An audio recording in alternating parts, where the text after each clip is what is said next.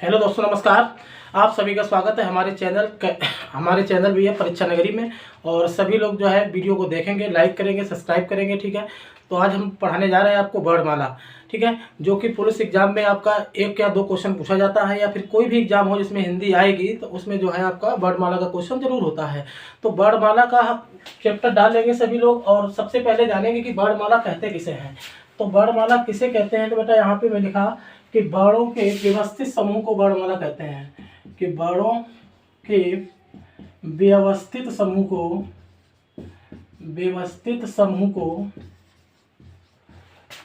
वर्णमाला कहते हैं।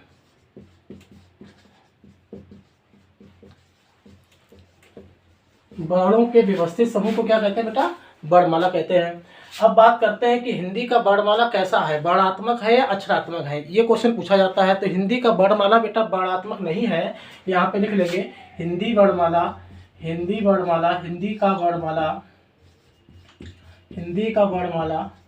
अक्षरात्मक है। लिख लेंगे हिंदी का वर्णमाला कैसा है, तो अक्षरात्मक है। हिंदी का वर्णमाला अक्षरात्मक है। पूछा जाए कैसा नहीं है तो लिखेंगे वर्णात्मक नहीं है। यहाँ पे लिख लेंगे वर्णात्मक नहीं है। हिंदी का वर्णमाला अक्षरात्मक है, वर्णात्मक नहीं है। ठीक है भाई। इसके बाद देखते हैं कि हिंदी वर्णमाला को कितने भागों में बांटा गया है। तो हिंदी वर्णमाला को दो भागों में बांटा गया बेटा। हिंदी वर्णमाला को दो भागों में बांटा गया है। पहले भाग का बेटा नाम है स्वर और दूसरा नाम है बेटा व्यंजन। पहले भाग का नाम है स्वर और दूसरे का नाम क्या है? व्यंजन है। जो बेटा स्वर होते हैं इसको एक और नाम है इसका, संस्कृत में इसको कहते हैं अच। और जो व्यंजन है इसको कहते हैं बेटा हल। इसको क्या कहते हैं? हल कहते हैं। स्वर को अच कहते हैं और व्यंजन को क्या कहते हैं? हल कहते हैं। अब बात करते हैं भैया स्वरों की। तो यहाँ पे जैसे कि हेडिंग डाल ली हमने स्वर, और स्वर में देखते हैं कि स्वर कैसे होते हैं, स्वर की परिभाषा क्या है। तो लिखेंगे स्वर स्वतंत्र होते हैं। स्वर कैसे होते हैं? स्वर बेटा स्वतंत्र होते हैं। ठीक है, जो स्वतंत्र रूप से बोले जाते हैं उन्हें क्या कहते हैं? स्वर कहते हैं। ये अन्य किसी पर निर्भर नहीं होते हैं। स्वर कैसे होते हैं? आपके स्वतंत्र होते हैं, यही अन्य किसी पर निर्भर नहीं होते हैं। तो आपने देखा कि हिंदी के वर्णमाला किसे कहते हैं, तो वर्णों के व्यवस्थित समूह को वर्णमाला कहते हैं। हिंदी का वर्णमाला कैसा है? अक्षरात्मक है, ना कि वर्णात्मक है। आगे देखा हुआ हिंदी वर्णमाला कितने भागों में बांटा गया? दो भागों में, एक स्वर और एक व्यंजन। स्वर को क्या कहते हैं? अच कहते हैं। व्यंजन क्या कहते हैं? हल कहते हैं। ठीक है भाई। स्वर कैसे होते हैं? तो स्वर स्वतंत्र होते हैं। स्वर कैसे होते हैं? स्वर होते हैं आपके स्वतंत्र होते हैं। इसके बाद की बात करें बेटा,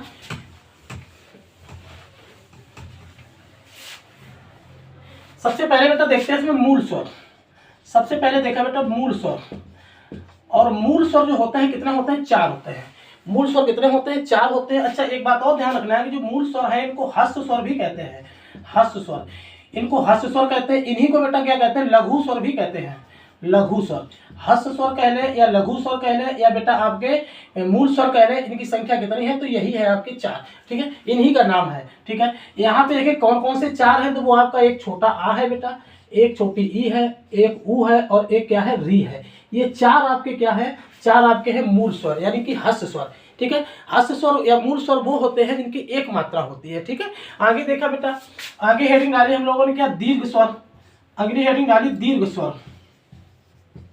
और दीर्घ स्वर जो होते हैं ना, इनका एक और नाम है जिसको कहते हैं बेटा गुरु स्वर। इन्हीं को कहते हैं गुरु स्वर, यानी कह सकते हैं दीर्घ स्वर या क्या कह सकते हैं? गुरु स्वर। इनकी संख्या कितनी है? तो इनकी संख्या बेटा कितनी है? 7 है। इनकी संख्या कितनी है? 7 है। अब कौन कौन से 7 हैं आपके देखिएगा। सबसे पहले यहाँ पर लिखा हमने बेटा कि छोटा आ और छोटा आ को मिलाया तो क्या बनेगा बेटा? बड़ा आ बनेगा। ठीक है, इसके बाद हमने छोटी ई प्लस छोटी ई को मिलाया तो क्या बनेगा? बड़ी ई बनेगा। ऊ प्लस ऊ को मिलाया तो क्या बनेगा भाई? आपका बनेगा बड़ा ऊ बनेगा। ठीक है, इसके बाद हमने बेटा यहाँ पे छोटा आ में अगर ई को मिलाया तो बनेगा आपका ए। क्या बनेगा? ए बनेगा। इसके बाद अगर हमने यहाँ पे छोटे आ में ऊ को मिलाया तो क्या बनेगा? ओ बनेगा। ठीक है भाई। इसके बाद अगर हमने आ में ए को उठा के ही मिलाया तो बनेगा आपका बड़ा ए, और आ में अगर हमने ओ को मिलाया तो बनेगा आपका बड़ा ओ। बात समझना, ये आपके 7 लिखे हुए हैं। क्या भैया? 7 आपके लिखे हुए जिन्हें क्या कहते हैं? दीर्घ स्वर कहते हैं। अब यहाँ पे क्वेश्चन पूछा कि निम्न में से कौन सा दीर्घ स्वर है? निम्न में से कौन सा दीर्घ स्वर है? निम्न में से कौन सा दीर्घ स्वर है। अब ऑप्शन इस प्रकार से लिख दिए कि पहले ऑप्शन में लिख दिया आपका छोटा आ, बी ऑप्शन में लिख दिया बेटा बड़ा ऊ, और सी ऑप्शन में लिख दिया बड़ा ए, और डी ऑप्शन में आपका लिख दिया बड़ा औ। आप बताइए आंसर क्या लगाएंगे। तो इस कंडीशन में आंसर आपको लगाना होगा क्या, बड़ा ऊ। क्या लगाना होगा, बड़ा ऊ, क्योंकि यहाँ पे आप कहेंगे 7 है, तो जब 7 है तो ये भी तो है, तो ऐसा नहीं है। ये जो लिखे हुए हैं 3 हैं, इनको कहते हैं 100% दीर्घ, यानी कि इनको क्या कहते हैं, इनको कहते हैं 100%। ये कैसे है, दीर्घ है, 100% दीर्घ है। या फिर ये कह सकते हैं कि इनकी उत्पत्ति जो हुई है, यहाँ पे लिख लेंगे कि इनकी उत्पत्ति कहाँ से हुई है, तो दीर्घ संधि से। कहाँ से भाई, दीर्घ संधि से इनकी उत्पत्ति हुई है, इसीलिए ये कैसे हैं, दीर्घ है। अब एक बात और सुनना कि ये समान वर्णों से मिलकर बने हुए हैं। जब समान वर्णों से मिलकर बने हुए हैं तो इनका एक और नाम है क्या, इनको बोलते हैं बेटा सजातीय स्वर। क्या कहते हैं, सजातीय स्वर। और ये अलग अलग वर्णों से मिलकर बने हुए हैं, इनको कहते हैं बेटा विजातीय स्वर। क्या कहते हैं, विजातीय स्वर, इनको कहते हैं विजातीय स्वर।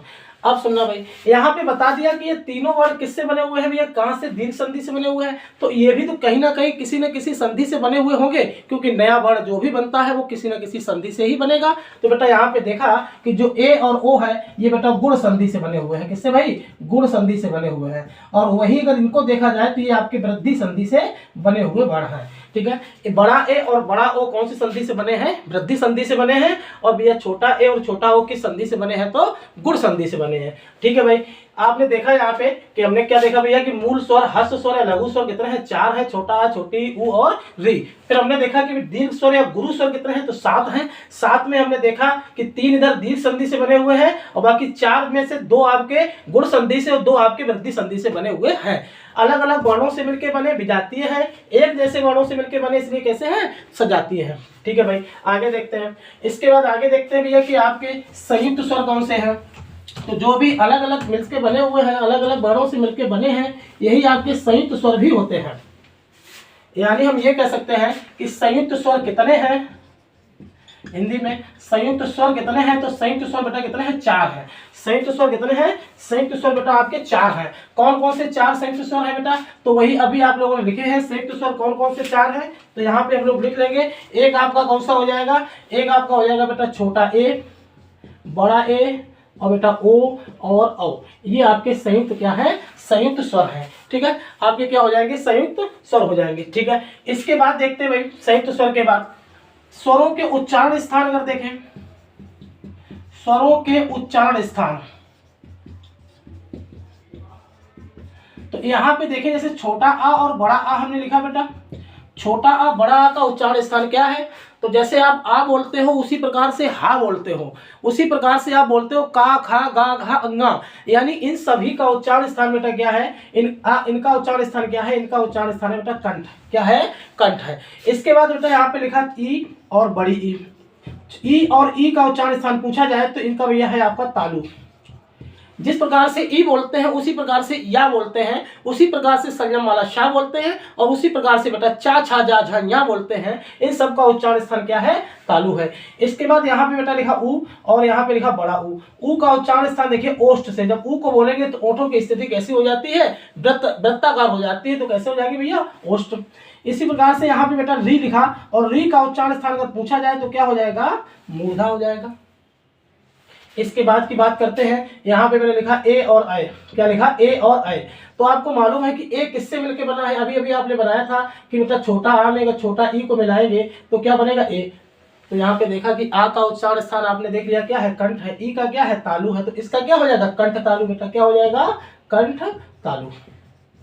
सबसे ज्यादा पूछा जाता है ए का उच्चारण स्थान क्या है, तो कंठ तालु। इसके बाद बेटा यहाँ पे हमने लिखा ओ और औ। ओ और औ, अगर ओ और औ का उच्चारण स्थान पूछा जाए तो आपको मालूम है कि ओ किससे मिलके बना है, आ प्लस ऊ से। आ प्लस ऊ से मिलके ओ बना है। तो आ का उच्चारण स्थान कंठ है, ऊ का क्या है, ओष्ठ। तो क्या हो जाएगा बेटा, कंठोष्ठ हो जाएगा। इन दोनों को मिलाएंगे तो क्या हो जाएगा, कंठोष्ठ हो जाएगा। तो आपने देखा सभी स्वरों के उच्चारण स्थान आपने देख लिया कि आ का क्या है, वे कंठ है, ई का क्या है, तालु है, ऊ का क्या है, ओष्ठ है, री का मूर्धा है, और बेटा ए का क्या है, कंठ तालु है। इसके बाद ओ औ का उच्चारण स्थान क्या है, तो आपका कंठोष्ठ है। ठीक है, ये आप नोट कर लेंगे। इसके बाद देखते हैं भाई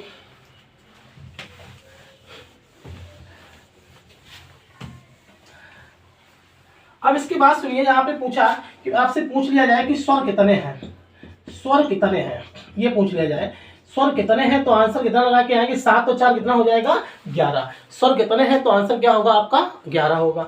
और वही अगर ये पूछा जाए, वही अगर ये पूछ लिया जाए कि कुल स्वर कितने हैं बेटा, अगर ये पूछ लिया जाए कुल स्वर कितने हैं, तो कुल स्वरों की संख्या कितनी है, तो 11 + 2 बराबर में कितना हो जाएगा 13। अब दो कौन से हैं सुनिए, दो कौन से हैं आपके, एक यहाँ पे इस प्रकार से लिखा मैंने, यहाँ पे अंग लिखा और एक क्या लिखा यहाँ पे आहा लिखा। अंग का नाम बेटा क्या है, अनुस्वार है, इसको कहते हैं अनुस्वार, इसको कहते हैं अनुस्वार, और इसको कहते हैं बेटा विसर्ग। क्या कहते हैं, विसर्ग कहते हैं। एक को अनुस्वार कहते हैं, एक को क्या कहते हैं, विसर्ग कहते हैं। और इन दोनों को यदि मिला दिया जाए, इन दोनों को क्या कहते हैं मिला के, तो बेटा कहते हैं आयोगवाह। क्या कहते हैं, आयोगवाह कहते हैं। इन दोनों को मिला के क्या कहते हैं, आयोगवाह कहते हैं। इनका अगर उच्चारण स्थान पूछा जाए क्या है, तो बेटा कंठ अनुनासिक। क्या है, कंठ अनुनासिक। ये जो होते हैं कंठ अनुनासिक होते हैं। उच्चारण स्थान क्या हो जाएगा, कंठ अनुनासिक हो जाएगा आपका। ठीक है बेटा, तो यहाँ पे जान लिया कि स्वर कितने हैं, 11 है, कुल स्वर कितने हैं तो 13 है। एक बात यहीं पे जान लेंगे कि गुरु कामता प्रसाद के अनुसार स्वरों की संख्या कितनी है। गुरु कामता प्रसाद के अनुसार स्वर, गुरु कामता प्रसाद के अनुसार स्वर पूछा जाए तो आंसर कितना देंगे हम लोग, 10 देंगे, क्योंकि इन्होंने री और अंग आहा को स्वर नहीं माना है। री और अंग आहा को स्वर इन्होंने नहीं माना है, तो इस कामता प्रसाद के अनुसार स्वरों की संख्या कितनी हो जाएगी, आपकी संख्या हो जाएगी 10। ठीक है, अगली बात सुनते भैया, अगर पूछा जाए कि जिह्वा के आधार पर स्वर कितने प्रकार के होते हैं, अगर ये पूछ लिया जाए कि जीभ के आधार पर स्वर कितने प्रकार के होते हैं, जीभ के आधार पर स्वर कितने प्रकार के होते हैं, तो देखेंगे जीभ के आधार पर स्वर 3 प्रकार के होते हैं। जीभ के आधार पर स्वर बेटा 3 प्रकार के होते हैं। कौन कौन से 3 प्रकार होते हैं, तो सबसे पहला होता है, इसको बोलते हैं बेटा अग्रस्वर, अग्रस्वर। और दूसरा होता है, इसको बोलते हैं बेटा मध्य स्वर, मध्य स्वर। और तीसरा होता है, इसको बोलते हैं पश्च स्वर। जीभ के अगले भाग से जो बोले जाते हैं वर्ड, जो स्वर बोले जाते हैं उन्हें अग्र स्वर कहते हैं, मध्य भाग से बोले जाते हैं मध्य स्वर, और पश्च भाग से बोले जाते हैं उन्हें क्या कहते हैं, पश्च स्वर कहते हैं। अब बेटा देखना, जो मध्य स्वर है ना, इसका एक और नाम है, इसको केंद्रीय स्वर कहते हैं। क्या कहते हैं बेटा, केंद्रीय स्वर कहते हैं। इसी का एक और नाम है, इसका क्या कहते हैं, इसे उदासीन स्वर कहते हैं, उदासीन स्वर कहते हैं, उदासीन स्वर कहते हैं। नाम 3 है कौन अकेला बेटा, कौन सा, छोटा, अकेला छोटा है। इसको याद करने का बहुत आसान तरीका भी है, 3 तो नाम है, जैसे कि कहते हैं खोदा पहाड़ निकली चुईया, तो भैया नाम 3 है, आंसर क्या है, छोटा। ठीक है, इस तो बिना याद करे ही याद हो जाएगा। बात करते हैं अग्र स्वर की, आपको क्या करना है, अग्र स्वर याद करना है। अग्र स्वर में बेटा 4 वर्ड आते हैं आपके, एक आता है ई, एक आता है बड़ी ई, एक आता है ए, और एक आता है आपका आई। 4 वर्ड आते हैं किसमें, आपके अग्र स्वर में। अच्छा, बचे हुए सब स्वर आपके कहाँ पहुंच जाएंगे, पश्च स्वर में। कौन कौन से बचा आपका भैया, बड़ा आ बचा है, इधर आपका कौन सा बचा, बड़ा आ हो गया, इसके बाद आपका ऊ हो गया, बड़ा ऊ हो गया, ओ हो गया, और आपका बड़ा आ। इसको भी लगा लेंगे आगत वाले को, ये कैसा है, आगत स्वर है, ये आपका हो गया। इसके बाद बात करते हैं आपकी कि अगर ये पूछा जाए बेटा कि मुख द्वार खुलने के आधार पर स्वर कितने प्रकार के होते हैं, मुख द्वार खुलने के आधार पर स्वर, तो बेटा आंसर लगाएंगे मुख द्वार खुलने के आधार पर स्वर कितने प्रकार के होते हैं, तो 4 प्रकार के। कितने प्रकार के, 4। इसमें कौन कौन सा होता है बेटा, सबसे पहला होता है आपका संवृत स्वर, सबसे पहले का नाम है संवृत स्वर। नंबर दूसरे का बेटा नाम है अर्ध संवृत स्वर, अर्ध संवृत स्वर। और तीसरे का नाम है बेटा विव्रत स्वर, और चौथे का नाम है बेटा अर्ध विव्रत स्वर, अर्ध विव्रत स्वर। चारों का सबसे पहले मतलब जान लेते हैं, इसके बाद इनमें कौन कौन से वर्ड हैं वो याद कर लेंगे। संवृत मीन्स होता है कि मुख द्वार, लगभग मुख द्वार पूरा बंद होना, उसे क्या कहते हैं, हम संवृत कहते हैं। और अर्ध संवृत किसे कहते हैं, मुख द्वार आधा बंद होना, लगभग मुख द्वार आधा बंद होना, उसको अर्ध संवृत कहते हैं। विव्रत कहते हैं मुख द्वार पूरा खुला होना, और मुख द्वार आधा खुले होने को क्या कहते हैं? अर्ध विवृत कहते हैं। अगर आपने ये याद कर लिया कि संवृत मीन्स होता है कि मुख द्वार लगभग पूरा बंद होता है और विवृत मीन्स होता है कि मुख द्वार पूरा खुला होता है, तो जहां आधा लगा हुआ है तो आधा बंद और यहां आधा लगा हुआ है तो क्या हो जाएगा? आधा खुला। अब आपके वर्ण जो भी है, आपके स्वर कितने हैं? 10-11 जो हैं। 10-11 में से आप बताइए कौन कौन सा आपका ऐसा वर्ण है जिसको बोलने पे मुख द्वार जो है बिल्कुल नहीं खुलता है, या खुलता भी है तो बहुत कम खुलता है। तो वो आपके 4 वर्ण है। कौन कौन से? वो आपके 4 वर्ण है। एक छोटा ई है, एक बड़ी ई है, एक ऊ है और एक बड़ा ऊ। इनको बोलने पे आप बोल के देखना, तो इनको बोलने पे मुख द्वार बहुत कम खुलता है। जब बहुत कम खुलता है तो इसी कारण इसको क्या कहते हैं? इसको कहते हैं संवृत स्वर कहते हैं। ठीक है बेटा, आगे देखिए। अब बताइएगा कि कौन सा ऐसा वर्ण है जिसको बोलने पे मुख द्वार पूरा खुल जाता है? तो वो आपका कौन सा है बेटा? बड़ा आ है। बड़ा आ। इससे ज्यादा किसी वर्ण को बोलने पे मुख नहीं खुलता है, तो ये आपका कैसा हो जाएगा? विवृत हो जाएगा। तो दो तो इसी तरीके से याद कर लेंगे कि कम खुलना और भी सबसे ज्यादा खुलना। और इसको याद कर लेंगे कैसे? इसको तो याद कर लेंगे, इसमें 2 वर्ण आते हैं। एक आता है आपका ए और एक आता है आपका ओ। अब बचे हुए सब कहाँ रख दो? बचे हुए सब रख दो आप भैया अर्ध विवृत में। अर्ध विवृत में कौन कौन से रख देंगे? तो अर्ध विवृत में आप लोग रख देंगे भैया यहाँ पे कौन सा? छोटा आ रख देंगे। इसके बाद आपका कौन सा? बड़ा ए बचा है और आपका बचा है बड़ा औ। ये आगत वाले को लगा देंगे। ये आपके हो जाएंगे अर्ध विवृत स्वर। तो इनको जरूर याद कर लेंगे कि आपके जो जिह्वा के आधार पर स्वर हैं वो कितने प्रकार के होते हैं? 3 प्रकार के। कौन कौन से होते हैं? तो एक अग्रस्वर होता है, मध्य स्वर और पश्च स्वर। अग्रस्वर में कौन कौन से वर्ण आते हैं? तो ई, बड़ी ई, ए आता है। और बेटा मध्य स्वर में अकेला आता है क्या? छोटा आ। इसके बाद बेटा पश्च स्वर में कौन से आते हैं? बड़ा आ, ऊ, बड़ा ऊ, ओ और ए, मतलब डॉक्टर वाला आ। ठीक है, यहाँ पे देखा कि मुख द्वार खुलने के आधार पर स्वर कितने प्रकार के होते हैं? 4 प्रकार के होते हैं। कौन कौन से होते हैं? समृत स्वर, अर्धसमृत स्वर, विवृत स्वर और अर्धविवृत स्वर। ठीक है, इस तरीके से इसको याद कर लेंगे। ठीक है, इसके बाद देखते हैं भाई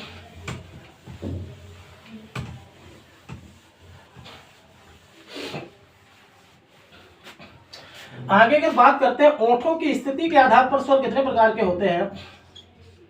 ओठों की स्थिति के आधार पर स्वर 2 प्रकार के होते हैं। कितने प्रकार के? 2 प्रकार के होते हैं। ओठों की स्थिति के आधार पर स्वर 2 प्रकार के होते हैं। कौन कौन से बेटा होते हैं? एक को बोलते हैं बेटा व्रतमुखी। एक को क्या बोलते हैं? व्रतमुखी। एक को बोलते हैं व्रतमुखी। दूसरे को क्या बोलते हैं? दूसरे को बोलते हैं बेटा अव्रतमुखी। क्या बोलते हैं? अव्रतमुखी। अब व्रत यानी कि सर्किल। अब सर्किल की आकृति की जब ओठ की स्थिति हो जाती है उनको कहते हैं व्रतमुखी, और जिनमें ओठों की आकृति की नहीं होती है, व्रत की आकृति ओठों की, उसको क्या कहते हैं? अव्रतमुखी कहते हैं। अब ये आपको मालूम भी है कौन कौन से वर्ण जो है व्रतमुखी होते हैं या ओठों की स्थिति पे ओष्ठ जिनका उच्चारण स्थान है। तो बेटा ऊ और बड़ा ऊ और बेटा ओ और औ, इनका उच्चारण स्थान यानी कि ये जो है वर्ण आपके कैसे हैं? व्रतमुखी है। इसी में आपका एक आ जाता है ये आगत वाला, डॉक्टर वाला। इसके बाद अव्रतमुखी में बचे हुए सभी रख देंगे बेटा आपका छोटा आ, बड़ा आ, ई, बड़ी ई, ए और बेटा आपका बड़ा ए। ये आपके कैसे हो जाएंगे? अव्रतमुखी स्वर हो जाएंगे। ठीक है, इनको याद कर लेंगे। ओठों की स्थिति के आधार पर स्वर कितने प्रकार के? 2 प्रकार के, व्रतमुखी और अव्रतमुखी। क्लियर है भाई? आगे देखते हैं। इसके बाद मैं यहाँ पे लिखा बेटा एक लिखा प्लुत स्वर किसे कहते हैं? प्लुत स्वर। प्लुत स्वर को ये भी जानेंगे। इसे नाम इसका एक और है अति दीर्घ स्वर। क्या कहते हैं? अति दीर्घ स्वर कहते हैं। प्लुत स्वर या अति दीर्घ स्वर। प्लुत स्वर होते क्या है? तो यहाँ पे लिखेंगे कि जिन स्वरों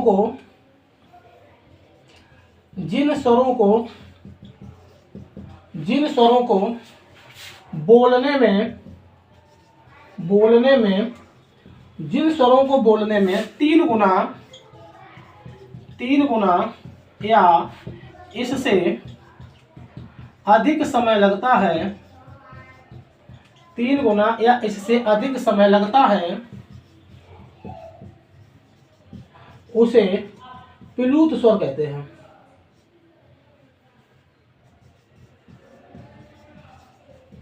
प्लुत स्वर कहते हैं यानी जिन स्वरों को बोलने में 3 गुना या उससे अधिक समय लगता है। अगर 3 गुना किससे ज्यादा लगता है समय बोलने में? तो सामान्य स्वर की अपेक्षा। यहाँ ये भी लिख सकते हैं कि सामान्य स्वर की अपेक्षा सामान्य स्वर की अपेक्षा 3 गुना या इससे अधिक समय लगता है उसको क्या कहते हैं, उसको बेटा हम लोग क्या कहते हैं, प्लुत स्वर कहते हैं।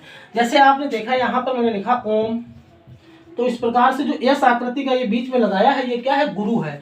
तो ओम को बोलेंगे तो ओम इस प्रकार से बोलते हैं ना, यानी कि जिसके आगे, जिस मात्रा के आगे ये गुरु लग जाएगा तो वो कैसा हो जाएगा, प्लुप्त हो जाएगा। ठीक है, इसके बाद हमने यहाँ पर लिखा बेटा भैया, ऐसे लिखा तो इस प्रकार से लगा दिया। ठीक है, यहाँ लिखा बेटा कन्हैया, इसमें लगा दिया इस प्रकार से। तो ये गुरु लघु लगाने से, मात्राओं को बढ़ाने से, यानी 2 तो मात्रा ये हो गई, 2 ये और 1 ये हो गई, तो कितना हो गई मात्रा यहाँ पे, 7 मात्रा होगी टोटल। ठीक है, यहाँ पे भी इसी प्रकार से। ठीक है, यहाँ पे देखो 2 मात्रा इसने बढ़ा दी, 2 इसकी हो गई। तो इस प्रकार से जिस सामान्य स्वर की अपेक्षा जिनको बोलने में 3 गुना या इससे ज्यादा समय लगता है उसको क्या कहते हैं, उसको बेटा प्लुत स्वर कहते हैं।